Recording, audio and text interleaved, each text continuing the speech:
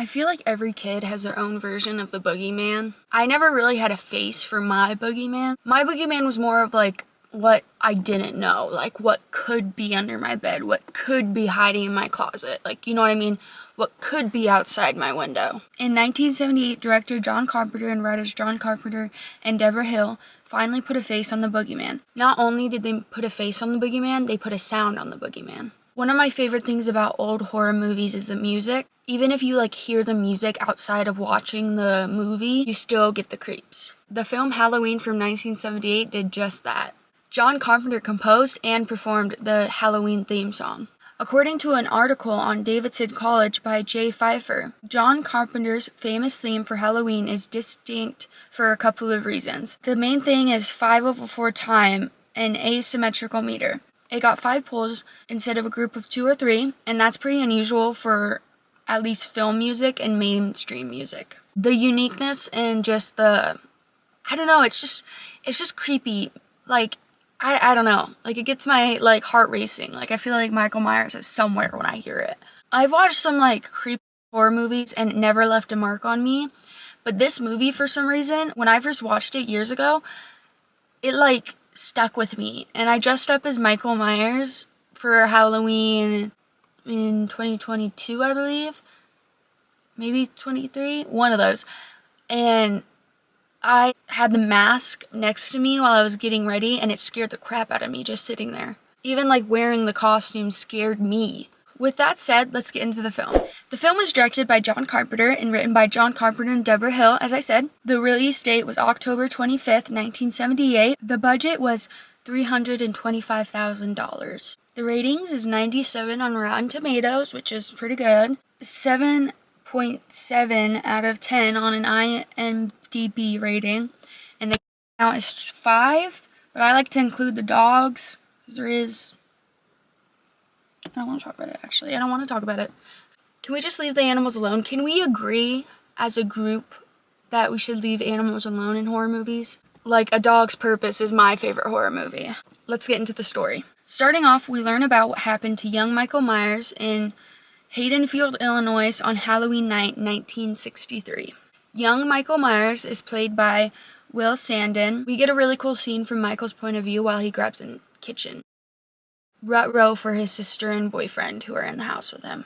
I believe the sister is played by Sandy Johnson. Michael Myers uses the kitchen on her. I'm not sure if Michael Myers has superhero strength at this point, but she did not put up a fight. Then the parents get home. Then we go to Smiths Grove, Illinois on October 30th, 1978. While in the car, the doctor says he never wants Michael Myers to get out. Dr. Loomis is played by Donald Pleasance. When they're at the hospital, Dr. Loomis gets out of the car while the nurse stays in the car. The nurse is named Maureen Chambers and is played by Nancy Steffens. A patient jumps on the car, presumably Michael, and then their car gets stolen by Michael. I woke up in a new Bugatti. That's what I thought when I was rewatching it. Moving on. We go to Haydenfield. Then you see Laurie Strode, played by Jamie Lee Curtis. Tommy Doyle runs over and asks about Laurie babysitting him that night. He's like 7. By the way, brother says that. It's not like a teenager going up to another teenager being like, when are you babysitting me tonight? Tommy Doyle. Oh, whoa. I mispronounced that. Ooh, there's a, mosquito eater in my car. Would you like let out? Yeah, go. Go, go, go. Oh, now he's just, come on. Come on. Hi. I need you to go. He's like kicking at me with his foot. I respect you. I was like gently tapping him, like not trying to squish him with my finger, and his little leg was going, back up, back up. Okay, back to the freaking, movie. Tommy is played by Brian Andrews. Young Brian Andrews, I should say. Is that what they say in film? Young? Yeah, young Brian Andrews. Laurie returns the key to the Myers house, then Michael Myers watches Laurie walk away. Next scene, Dr. Loomis and another doctor is discussing how dangerous Michael is. And I didn't really elaborate on that on my notes. I didn't elaborate. So we're just moving on to the next scene. Tommy later gets made fun of by kids and told how the boogeyman is going to get him. Foreshadowing. Even though Michael doesn't really try to get him. He goes for the sisters. Maybe not. Whatever. One of the kids runs into Michael, and he just sort of grabs him, and then the kid's like, and he takes off. Michael looked a certain way in that jumpsuit. And Michael is watching Tommy before stealing a cop car because apparently this dude is a Grand Theft Auto genius. And he follows Tommy as he walks. And he's just like, "Rrr," and Tommy's like, and he's like, "Rrr," you know what I mean? And I just have to say, the way he drives, when Michael Myers drives. Moving on. Dr. Loomis seems to be tracking Michael's movements. We see body left by Michael, but the doctor does not. He's just kind of like looking, and then around the bush we get the scene of the body. Annie Brockett, played by Nancy Keys, walks home with Lori and Linda, played by PJ Souls. Lori sees the car that Michael stole, and we start hearing the theme music, the oh no, is that right? That's like the Batman theme song. Dun dun dun dun dun dun dun dun dun dun dun dun dun. Is that right? Dun dun. I'm just going off memory here, guys. Dun dun dun dun dun dun dun dun dun dun dun dun dun. Is that right? Hopefully that's right, because y'all are gonna come for me. I just know it. And Annie yells at the car, and she's like, "Yeah, brake." Which, Annie, no one wants to hear it. You're not helping the situation. The girls walk home, Linda goes home, and then Lori sees Michael, but Annie does not. And Annie, like, messes around and is, like, talking to him, and then she's like, "He wants to go out with you." Annie goes home, thank God, and Lori's left walking alone. Lori walks face first into the sheriff, and I'm like, the sheriff couldn't have said anything? Like, you saw her walking, you watched her walk up to you and not see you, and then it's just like, boom. I'm like, it was a little creepy, I'm not gonna lie. You can have been like, "Lori," or just be like, "Hey." The sheriff is played by Charles Cyphers. Lori goes inside, and at this point, Michael Myers is just playing peekaboo with her. He's teleporting like an Enderman in Minecraft. That's the best way I can explain it. He's not actually teleporting. He's just like, for some reason, super fast or something. And then the friends, Linda, Lori, and Annie make plans to hang out at 6:30. Then we get a scene where Dr. Loomis goes to a gravesite, and the graveyard keeper, who is played by Arthur Millette, and we see Judith Myers' graves is dug up, and I don't think I clarified that's the sister. I don't know if I ever said Judith Myers is the sister. And her body is just like gone, and we're like, ruh-roh. We hear "Don't Fear the Reaper" by the Blue Oyster Cult, which is one of my favorite songs ever, and I totally forgot it was in this movie. We learn the sheriff is Annie's father. The sheriff is like, someone broke into the hardware store to the girls, and then the girls are like chit-chatting in the car after, and we hear that Lori has a crush on someone called Ben Tremor. Lori and Annie are babysitting two different kids, Lindsay and Tommy. And Anzie's babysitting Lindsay Wallace, played by Kyle Richards. Kylie Richards? Did I get that right? Kyle. I know Kylie is spelled in so many different ways, so either Kyle or Kylie. The doctor and the sheriff go to the Myers house, the creepy Myers house. And Sheriff Lee Brackett is played by Charles Cyphers. I think I said that. I think I already said that. But if you didn't know, there's a mosquito trying to get into my car. Get him, mosquito eater! Now, we hear the Dr. Loomis say, "This isn't a man," referring to Michael Myers, which I think is iconic. Something flies through the window at the doctor. We learn Dr. Loomis has been working with Michael Myers for 15 years, ever since he was 6, which means Michael is like 21 now, and it's only like 3 years older than me, so. The doctor explains that Michael has no conscience. He says he has a pale face and the black eyes. The devil eyes. The devil's eyes. The doctor said, I think I did a typo here, because I don't think that's what the doctor said. The doctor said what's behind the boy's eyes was The doctor said what is behind the boy's eyes was purely evil. The doctor said he's gonna wait for him, because the doctor apparently thinks he's like Captain America and can take on this dude. Tommy sees Michael's silhouette outside the Wallace's place. Lindsay's dog Lexter bites Michael. And then the poor dog. In the arms of an angel, fly away from here. And Michael, what did this dog do to you? Tommy and Lori watch a movie, and Lori promises Tommy she won't let anything happen to him. And she keeps that promise. We see later in the movie, she keeps that promise. Not very well, but like somehow it's still kept. Lindsay goes after Annie because she locks herself in the laundry shed. She leaves Lindsay with Lori because she's like, I gotta go. I gotta make out with my boyfriend. Annie gets into her mom's car and is shot by Michael, who was waiting for her in the back seat. That's like my biggest fear. Like every time I get in the car, I'm like, or I like look at my windows because I'm just paranoid that that's gonna happen. Some kids like are daring each other to go to the Myers house, and the doctor like scares them away really weirdly. I don't want to talk about it. The sheriff, like, loves running into people, apparently, because, dude, the sheriff, he does not know how to be like, hey, Dr. Loomis, don't run face first into me, so I think he kind of enjoys it. And the doctor says that death has come to the sheriff's town, and he can either help him, or help the doctor, or ignore it. Linda and her boyfriend go to the Wallace's house. Linda's boyfriend is named Bob, played by John Michael. Bob says the famous, I'll be back. That was me doing Stu from Scream. I'll be right back, or whatever the fuck he says. Line, and then he is strangled by Michael before getting sorry, that was me doing the psycho sound. Michael comes back to Linda dressed as in a sheet with glasses like a ghost, and I'm like, he's just a silly little guy, isn't he? And then Linda's like, thinks it's her boyfriend, and she's like, okay, whatever, because he's not getting freaky with her. Linda calls Lori, and then she gets strangled by Michael with a telephone cold. Michael then just takes the phone, and he just sits there. He's like,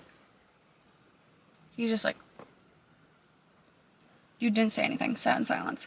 After that scene, we get another scene with Dr. Loomis. He is walking to the sheriff's car. As he goes to the car, we switch over to Lori going down the stairs after peering out the window, and we assume she's waiting for Linda to call back because she is now worried about her friend after the call and the silence. Lori walks outside after seeing something in the distance, which is like, are you dumb? Sorry. Linda walks over to the house and she calls out Linda and Bob's names. The music in the background of the scene is amazing here. I loved it. It like had me on the edge of my seat. She uses a back door to get into the house, still calling out their names, getting no response. The music stops as you start to anticipate a jump scare while Lori looks around the house. She is assuming that her friends are playing a joke on her, and she's like, guys, it's not funny, stop. The music starts up again as she goes upstairs slowly. One of the doors in the hallway has a light on, and then she sees a body on the bed with Judith Meyer's gravestone is above her. And then Bob comes literally swinging in, his body. Her friend pops out of the closet. Lori gets shoved down the stairs by Michael, but not like shoved down the stairs, like down the middle, like she just falls. She takes off while Michael walks in a slow speed. And I just have a question. Does Michael ever run? Has there ever been a scene of Michael running? I don't know. And Michael breaks down the kitchen door as Lori tries to go out the back door, which is locked. Lori gets out and she runs yelling help. She knocks on all the doors while yelling. No one's answering. Lori yells for Tommy to open the door. Lori sees the windows are open when she's inside. She grabs like a poker thingy. Michael pops up from behind the couch. She puts the poker thing in his neck. She awkwardly like looks at his knife, just like tosses it. And I'm like, girl, don't give that back. You hang on to that. Don't give that back. What you got is a poker thingy. The sheriff shows up and meets with Dr. Loomis, and then they split up. We see Lori tell Tommy and Lizzie that they are going to go for a walk. But they don't need to worry about the boogeyman because she, you know. And as she says this, we see Michael just creeping up behind her, up the stairs, because she's upstairs now. And she's like, Tommy, Lizzie, lock yourself in the closet. But she like yells it very loudly, which is kind of weird because Michael definitely heard her tell them. Like, there's no way he didn't, unless that mask is, like, super thick or something. Michael literally walks in slow motion again. Like, Lori has so much time to, like, hide and get Tommy and Lindsay in the closet. She opens the balcony doors to make it look like she jumped out to try to trick Michael, but it doesn't work, and Michael starts trying to get him. Lori grabs a hanger and bends it, and then she pokes him in the eye with it, which is, like, big brain. Michael, like, falls, and he drops into the closet. And she grabs it, and she like, okay, we'll stop. And again, she like leaves with Michael. Have we not learned from the first time? You take that. And as you know, he likes to get back up, and he Sure does. And she turns it back to Michael, which is never smart, and he goes, you know, he's sitting straight up. And if I was her, knowing that Michael likes to get back up, I'm grabbing the and I'm sitting next to him and I'm just waiting till the police get there. Every time he tries to get up, I'm just like, go back down. Go back down. The kids run out. And it gets Dr. Loomis's attention. Michael creeps up on Lori and like tries to pull her. And she tries to take Michael's mask off. And then you see her face. Her face. Then you see Michael's face. Loomis pew-pews him in the head. Bro's still standing. So Loomis pew-pews him some more until Michael falls off the balcony. Lori says it was the boogeyman. I think that's what she says. I can't make out what the first word, but I'm pretty sure she says it was the boogeyman. Loomis is like, as a matter of fact, it was. Michael Myers teleports away again, and then the music starts. Well, he's like on the ground 1 second, and the next scene he's poof. We get a shot of like the inside of that particular house they're in, and then we get like shots of like the two houses and the Myers house. As they're doing that, we hear like heavy breathing, which I think is Michael's breathing through the mask, and then we get the credit scene. Or actually, first we get Halloween, and then we get the credit scene. Let's get into some fun facts about filming and the mask. But I just wanted to clarify this. Michael Myers is played by Nick Castle for most of the film, but is also played by Tony Warren in the final scene where you see Michael's face. According to CIFF, in an article called Making Halloween 1978, the film that changed horror. John Carpenter usually gets the credit for the movie, but it was in fact the producers Aaron Yablans? As we know, I'm really bad at pronouncing names. He came up with the film's premise. John Carpenter agreed to work with Yablans. That's how I'm going to say it, but it's probably wrong. It's spelled Yablans. Was his name on the title, if it was John Carpenter's name on the title. Yablans said from the beginning he didn't want like a big amount of gore in the movie and a big amount of blood. He wanted the audience to have like a mental image that was far more terrifying than anything they could have come up with, which they hit the mark on that. Like, this scene has barely any really bad gore, and it still like scared me a lot watching it. Like, even rewatching it for this video, even though I've seen it a bunch, it was like really hard because I was like getting a bit creeped out. Like, it was the first time I've ever watched a horror movie and been like, not the first time, but in a while, because I'm so desensitized. I was like walking around the house at night and I was like, loaded with scares, suspense scares, not hopefully not grisly or gory, but suspenseful, making people on the edge of their seats. I enjoy doing that. In my opinion, films are to entertain, to be entertained and to feel. And it's through the feelings that you get from watching a film that you're going to derive the theme and the importance of the movie. And now about Michael Myers' mask, which I find really interesting because Tommy Lee Wallace, the production designer editor, was told to go down to a magic shop to find a mask. He bought a $2 mask at a magic shop, and he widened the holes and shaved off the sideburns and the eyebrows. He painted the face white and the hair darker brown. John Carpenter said as soon as the second mask came out of the dressing room, it created a shiver through the room, and they knew they had something special. See, I think we can put all of our fears and concerns and knowledge that evil exists in the world, because evil exists in the world, and put it behind that mask. And it can be anywhere, anytime, anybody. And I think it's the simplicity of that. That is terrifying. And yeah, that's the video. This movie scares the crap out of me. I just love this movie. Please recommend some horror movies down below. I love old horror movies, so especially any of those. My sources will be linked down below if you'd like to see them or read that article I mentioned.